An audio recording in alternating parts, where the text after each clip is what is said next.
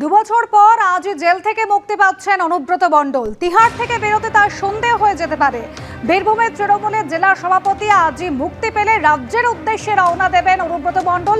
সঙ্গে থাকবেন তার কন্যা সুকন্যাও। হ্যাপি ফ্যামিলির হ্যাপি স্মাইল। কসমো বাজার, পুজো ইন স্টাইল। বিজেন্দ্র সিংহ আমাদের প্রতিনিধি রয়েছেন আমাদের সঙ্গে টেলিফোন লাইনে। বিজেন্দ্র, এক পুজোর আগে তার জেল যাত্রা হয়েছিল, আর এক পুজোর মুখে তিনি তার জেল থেকে মুক্তি ঘটছে। 18 মাস পর আজই তিহার থেকে মুক্তি পেতে পারেন অনুব্রত মণ্ডল। হ্যাঁ অনুসুয়া, শুক্রবার রাউস এভিনিউ কোর্ট তাকে বেল দিয়েছিল। সেই বেলের কিছু কন্ডিশন ছিল, যার মধ্যে ছিল 10 লাখ টাকার বেল বন্ড তাকে জমা দিতে হবে কোর্টের কাছে, এবং তারপর তার রিলিজ অর্ডার ইস্যু হবে। তার সঙ্গে সঙ্গে কোর্ট সেদিন জানিয়েছিল শুক্রবার কি শনিবার তার লয়াররা বেলের কপি পাবেন। যখন আমরাও ছিলাম সেখানে, এবং বিচারক বলেছিলেন কি বাকিদের জন্যও ওয়েবসাইটে আপলোড করে দেওয়া হবে অনুব্রত মণ্ডলের বেল অর্ডার আগামীকাল, অর্থাৎ শনিবারও বেলের কপি, অর্ডারের কপি পেতে দেরি হয়ে গেছে। সেক্ষেত্রে বেল বন্ড জমা দিতে তাদের দেরি হয়েছে, এবং শনিবার তিনি বেরোতে পারেনি। এখন মনে করা হচ্ছে যে রোববার বন্ধ ছিল, আজকে বেল বন্ড জমা হয়ে যাবে। সেটা ভেরিফাই করা হবে ব্যাংক থেকে কি সেই টাকা জমা দিয়েছেন কিনা তার লয়ার, এবং তারপর রাউস এভিনিউ কোর্ট থেকে আজকে বেল অর্ডার ইস্যু হবে। সেই অর্ডারের একটা কপি তার লয়ারদেরকে দেওয়া হবে, এবং একটা অর্ডারের কপি, রিলিজ অর্ডারের কপি তিহার জেলে চলে যাবে, যেখানে এই মুহূর্তে অনুব্রত মণ্ডল বন্ধ রয়েছে। এটা মনে রাখতে হবে কি 18 মাস হয়ে গেল তিনি 2 বছর জেলে রয়েছেন, কিন্তু 6 মাস ছিলেন তিনি পশ্চিমবঙ্গের জেলে, আর 1.5 বছর ধরে তিনি তিহার জেলে রয়েছেন। দোলের আগে তাকে ইডি নিয়ে এসেছিল দিতে, এবং ইডির কেসে তিনি প্রায় 18 মাস জেল থেকে, তিহার জেল থেকে আজকে বেরোবেন। এবং যেটা জানা যাচ্ছে, যেহেতু একটা প্রক্রিয়া রয়েছে, নথিপত্রগুলো জমা দিতে হবে, সেক্ষেত্রে 4টে থেকে 6টার মধ্যে তিনি আজকে তিহার জেল থেকে বেরোতে পারেন। এবং যেটা সূত্র মারফত জানা যাচ্ছে কি তার আইনজীবীরা বা তার যে আত্মীয়রা রয়েছেন তার সম্পর্কে, তারা প্ল্যান করছেন কি আজকেই তাকে কলকাতার উদ্দেশ্যে রওনা নিয়ে যাওয়া হবে। তিহার জেল থেকেই তারা টিকিট কাটবেন এবং সোজা দিল্লি বিমানবন্দরে যাবেন, এবং সেখান থেকে কলকাতার উদ্দেশ্যে উড়ে যাবেন অনুব্রত মণ্ডল।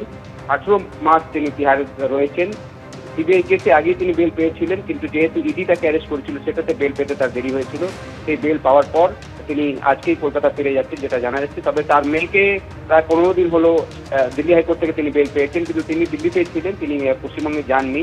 মনে করা হচ্ছে কি তিনিও হয়তো বাবার সঙ্গেই আজকে কলকাতায় ফিরবেন সন্ধ্যেবেলা, যখন তিহার জেল থেকে বেরোবেন অনুব্রত মণ্ডল। ধন্যবাদ বিজেন্দ্র।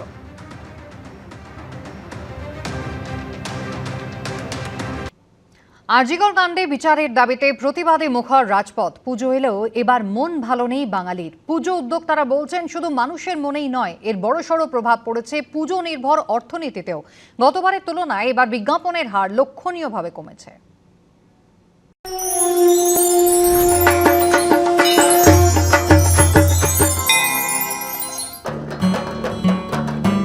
ঢাকে কাঠি পড়তে বাকি আর মাত্র 16 দিন।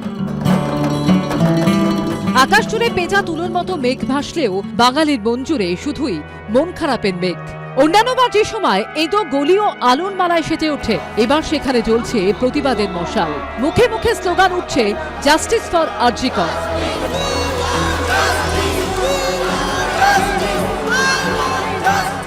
পুজো উদ্যোক্তারা বলছেন শুধু মানুষের মনে নয়, এর বড়সড় প্রভাব পড়েছে পুজো নির্ভর অর্থনীতিতেও। গতবারের তুলনায় এবার বিজ্ঞাপনের হার লক্ষণীয়ভাবে কমেছে। দক্ষিণ কলকাতার বকুলবাগান সর্বজনীনের এবারের থিম মাসান আর্ট। 97 বছরে পদার্পণ করলো এবার তাদের পুজো।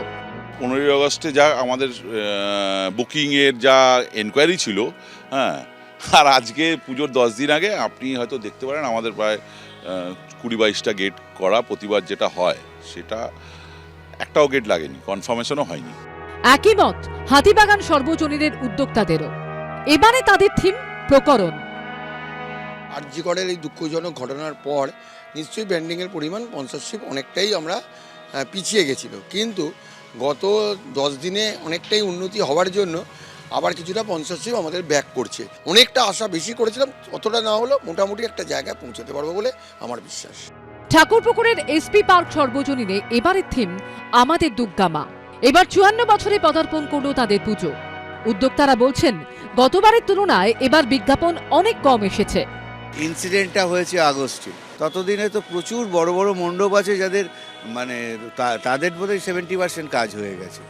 সেখান থেকে আর আমরা মণ্ডপটাকে ছোট করব কি করে, আমরা অন্য কাজ কাটল করব কি করে, আমাকে তো প্যান্ডেলটা শেষ করতেই হবে। বিশ্বকর্মা পুজো পর্যন্ত 90% বা 95% হয়ে যায়, কন্ট্যাক্ট হয়ে যায়।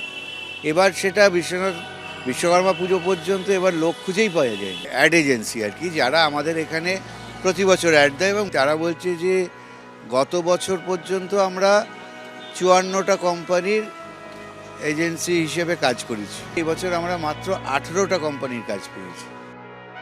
মা আসার আগেই মেয়ে চলে গেছে, তাই পুজো এলেও যেন ঘরের কোণে শূন্যতা। অরিত্রিক ভট্টাচার্য ও সৌমিত্র রায়ের রিপোর্ট, এবিপি আনন্দ।